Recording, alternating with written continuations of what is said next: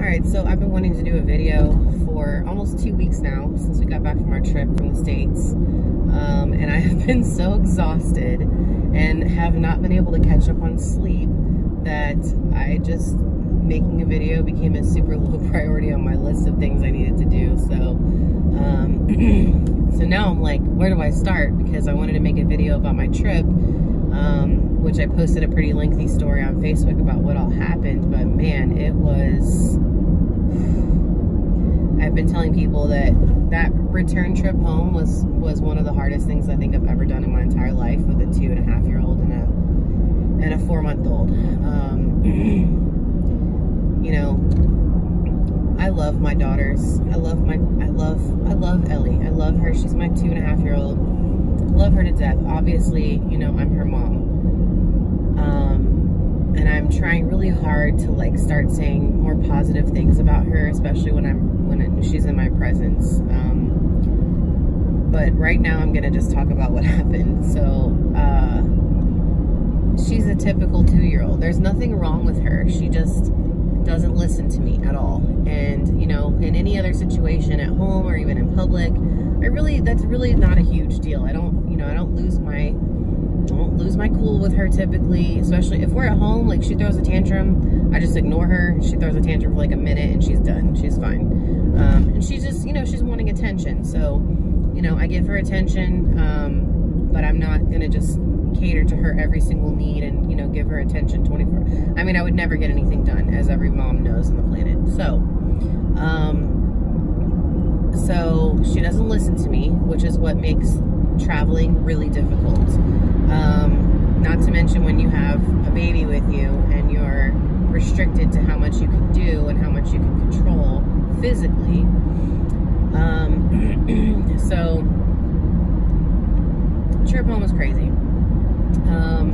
Started off going into the United check-in area, and mind you, I have flown, let's see, 1, 2, 3, 4 times now with United. 3 of those times my husband was not with me, and I've never had to pay for any of my bags, because that's part of the military. You get like so many, you know, bags free or whatever, and if you have an overage, like usually they'll. But also my child, my 2.5-year-old, we paid for her to have her own seat. So I only had 1 suitcase. It was 10 pounds over the weight limit. They charged me $180. I was like, I'm sorry, what's going on right now? So I asked this one lady, and she was not very friendly, and she was like, no, do you have military orders? And I said, yeah, I have my husband's orders. And she said, oh, they must be in your name. I said, did something change?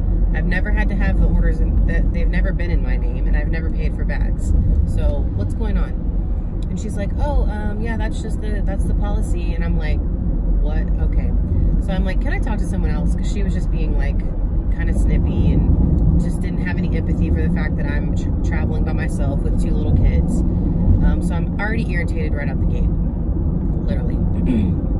And 2 other women came over, same attitude. It is Military Appreciation Month, people. Like, I'm not feeling the love, okay? And they're like, and then she starts talking to me like I'm stupid.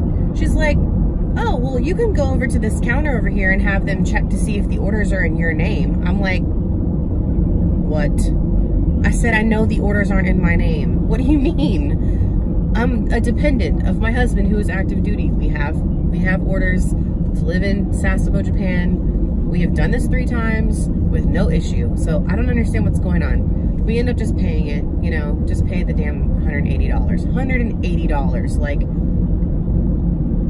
WTF. That is insane amount of money. I mean, that's just crazy for 10 pounds over. So, with 1 suitcase for 2 seats. So that's just, and I said, why would you charge extra when we only have 1 suitcase? Like, why wouldn't you just combine? Oh, well, other airlines do that, but we don't do that. I'm like, then y'all are dumb.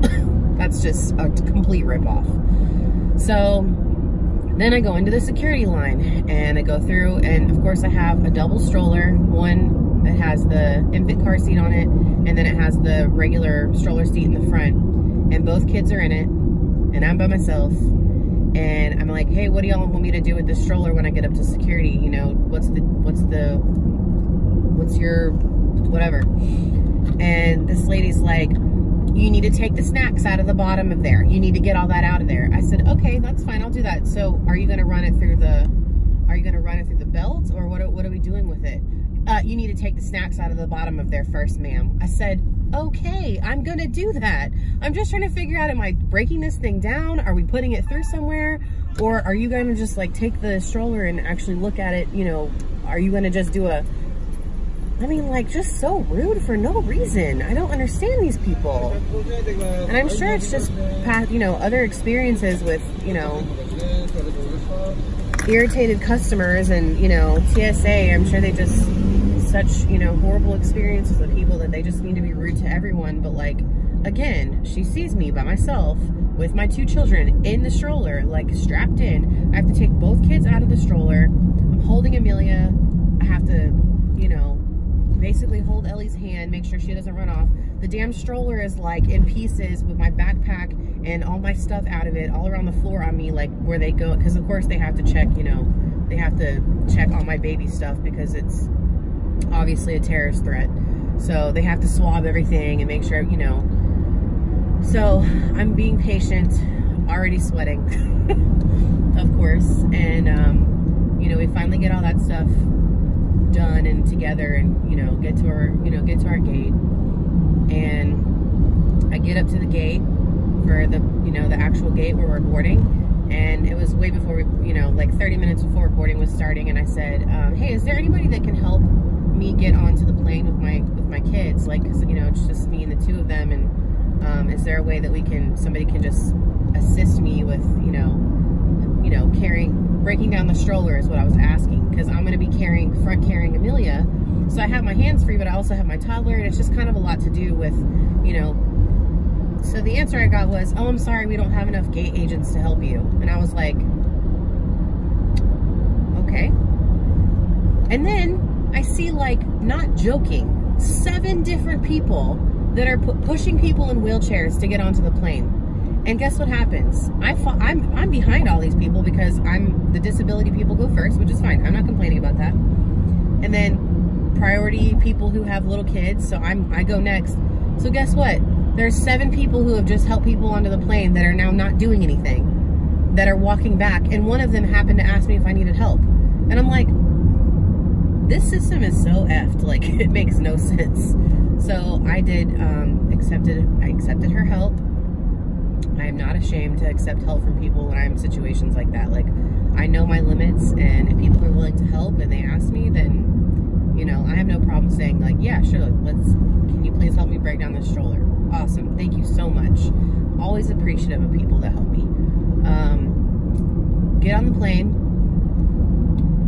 try to sit down in our seats. We're in the row that there's a wall in front of us, so it's like maybe probably like 4 or 5 feet of space between like our seat, in front of our seat, and the wall, because I ordered the bassinet, which they can hook into the wall in front of you, which was a lifesaver. But I'm front carrying Amelia still, trying to get Ellie situated, and by this time everyone's like getting on the plane, and we're like, you know, I was, of course, saying I have to get out snacks and tablet and, you know, basically anything that I'm gonna possibly need, because I got to put my bag up top.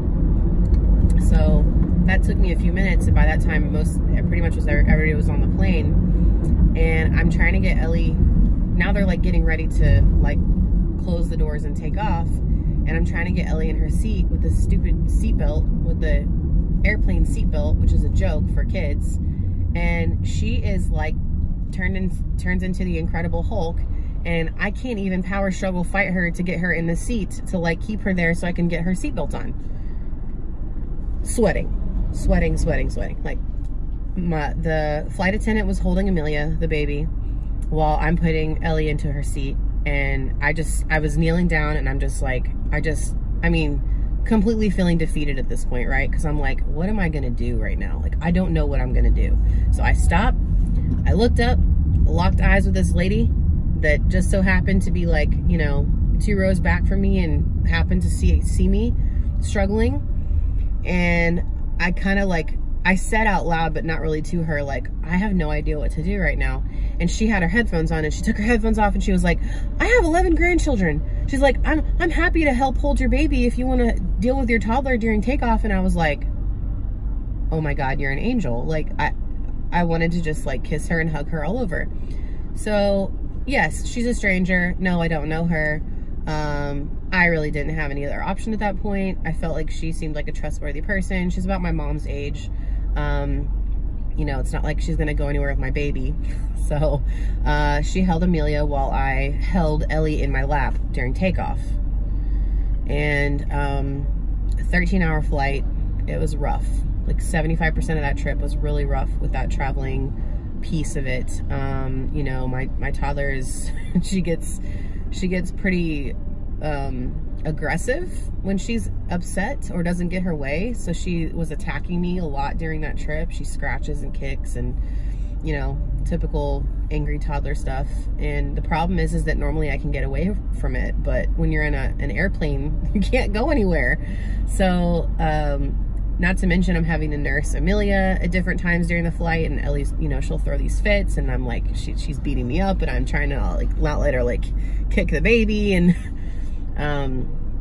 man, it was tough. It was really, really tough. And I think the toughest thing is like her not listening, and then, you know, being aggressive with me and stuff. And especially when I am nursing, because I really can't do anything to like keep her under control at that point because my hands are full. So Angel lady comes back over, and she's like, she helps, even though Ellie's like totally does not do well with people she doesn't know, trying to like help out.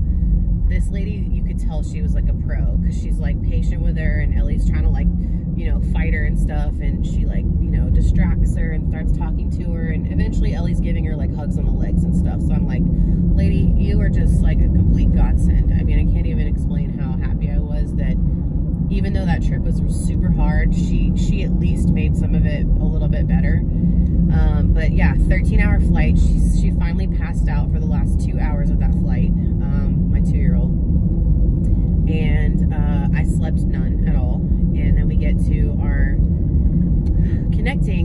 we get to Tokyo, which is, so we have a 3-hour layover in Tokyo, and then we go from Tokyo back to Fukuoka, and then we have a drive from Fukuoka to the house. And in Tokyo, we get there, and I thought it was kind of weird when I was in Houston, because I didn't get boarding passes printed out then for my connecting flight from Tokyo to Fukuoka. And it turns out that was because when I called, so I originally booked our flight online, and I called within the 24-hour period because my mom was like, oh wait, you should go back on this day because I'm off work. And so we knew I could call within 24 hours and get my flight changed without any penalty or changing fees or anything like that. So I did that, and the booking agent who helped me only booked me back to Tokyo, didn't book me all the way through to Fuku. So now I'm at this ticket counter, which is ANA, which is a Japanese airline, and I'm trying to explain to them what happened. And let me tell you, the difference between Japanese customer service and American customer service is that this guy was like, speaks good enough English that I can explain to him what's going on. He's like, he sees what's going on with me, that I'm like sweating still. 2 kids. Ellie is like exhausted. She's got red eyes. She's crying. She's, you know, upset. Like Amelia's starting to cry. Like I need to feed her. I need to change both their diapers. You know, obviously a lot going on. Okay. This guy is like, all right, let me just make a phone call and figure out, you know, he's like, I said, are there any seats available? Can I even get back right now? He's like, yes, there's seats available. This guy had me tickets to this flight, original one I was going to take anyways, and the bassinet set up for this flight within 20 minutes. I was like, dude, this sucks. This situation sucks so bad that like you know, obviously you don't ever want to be getting somewhere and be like, holy crap, I don't have a way to get home from here. Like no one has booked me a flight. So he took care of that beautifully, and I was so grateful that that didn't last long. I mean, 20 minutes was a long time because of what was going on, but like I was not complaining. He did a great job.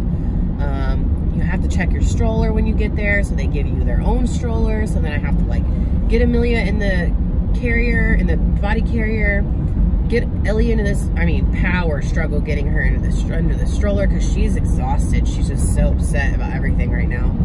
Get her to the bathroom, go to change her diaper. Ellie has leaked all over, she's leaked out of her diaper, all over her pants. I'm like, oh my God, I don't think I have another pair of, I don't think I have a change of clothes for her. I don't think I have an extra pair of pants or anything. So I'm like, forget it. I'm just gonna leave her in her diaper and a shirt. At this point, I was just so like over all these issues that I was like, I don't even care anymore. So then once I'm putting all my stuff back in the bag after I have power struggled her again to get back in the stroller. Then I find a pair of, an extra pair of clothes that my mom had packed in the diaper bag for Ellie that I didn't even know was in there. And I was like, I am not getting her back out of that stroller to put her pants on. So I waited until we were like in the lobby area waiting for our flight. And, you know, Ellie was, wanted to get out and like run around and stuff. And I was like, you know, it's fine. I'll just let her do that. And so when she got out, I went ahead and put her other pants on her and stuff. And oh man, her eczema flares up like crazy bad. Like every time we come back to the Japanese, from the States to the Japanese airport in Tokyo, every time now, I mean flares. Like she is so bright red, all these spots all over the back of her knees and her arms. And I just feel so bad for her. And she's itchy and miserable and tired, and like, oh my God, you think it's bad for me? Like I can't imagine how bad it is for this 2-year-old who doesn't even understand really what's going on. Where are we going? What are we doing? You know? But she really, in the grand scheme of things, she handled it like a champ. You know, we take a little bus to get to the plane when it's time to go, and then on that plane she fell asleep for most of that flight. She was just totally exhausted. Hi. Arigato. And and then we finally get to the Fukuoka airport, and I had met a lady, by the way, in Tokyo who also helped me. She saw us going through security, which is like, Tokyo security is like, no one's in line. It takes you about 30 seconds. They're so quick and easy. Like you have a bottle of water for your kid in there, and they're like, what is this? And I said, water. They're like, okay. They open it and smell it, and then it's fine. Like they don't have to check all my stuff. So it's super easy getting through there. But this lady saw us by myself with the 2 kids, and she was like, oh my God, I thought I had it hard. She's like, I don't know how you're doing that. She's like, please let me know if you need anything. And I was like, actually, if you could, because I had to nurse Amelia. So I was like, if you could take this money and go get me 2 big bottles of water from right here, I would love you so much. And she was like, oh my God, I would be happy to do that for you, you know? And I just, of course, again, so appreciative of her doing that. And it was cool. We talked for a little bit and stuff. So she was really nice. So, oh, thank God for the people that helped me out on that trip. You know, we finally got back, and, you know, Daddy's there, and Ellie gets to see Daddy, which is like, man, that just makes things so much better immediately, because she's like, you know, obviously she's been missing Daddy for a long time. So I'm really happy that she was able to, you know, see Daddy, and I was relieved because then I don't have to drive home from there, but it's about an hour and a half, hour and 45-minute drive home from the airport from there. So luckily my husband was driving, and I was just like, you know, half in, half out the whole way home, just exhausted, you know. But it was a hell of a trip. We made it back, and my 4-month-old hit her 4-month sleep regression that night. So I'm jet lagged, completely exhausted, haven't slept. And she wakes up like, I think she woke up at least 2 times that first night. And then every night after that for the next 10 days. I've now been back for 12 days. And it took her 10 days of waking up at least like 1 to 3 times a night. And me having to go in there and like figure out whether or not I should feed her or just give her a pacifier. And my toddler actually did pretty well. She adjusted. The only thing she did that sucked was that she would wake up at like 4 o'clock in the morning, like 3 different, like I think 3 days, 2 or 3 days in a row, she woke up at 4 a.m. and then she just couldn't go back to sleep. Or she would go back to sleep at like 7, and then I had to get her up like at 7:45 to go to daycare. So she did okay. But yeah, so then 2 nights ago,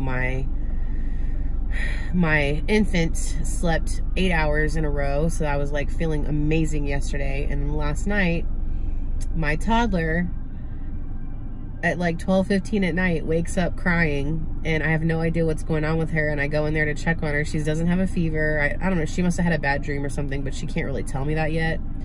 So I go in there and try to console her, but she's not used to anybody like helping her go to sleep. So I stayed with her for about 15 minutes, left the room, knew she was gonna cry some more, but that girl cried. She was like whine crying, so she wasn't like crying.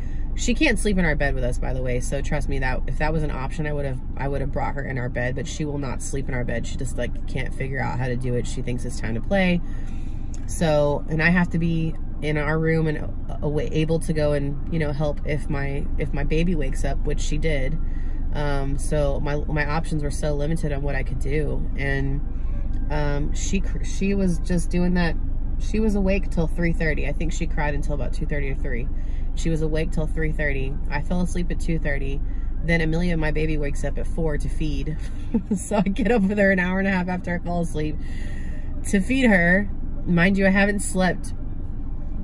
I had gotten home a little bit late, and so I was up until literally 2:30 before I went to sleep at all. And then 4 o'clock feeding, go back to sleep, wake up at 8. I think I went back to sleep at like 4:30, 4:45, and then wake up at 8 because I overslept.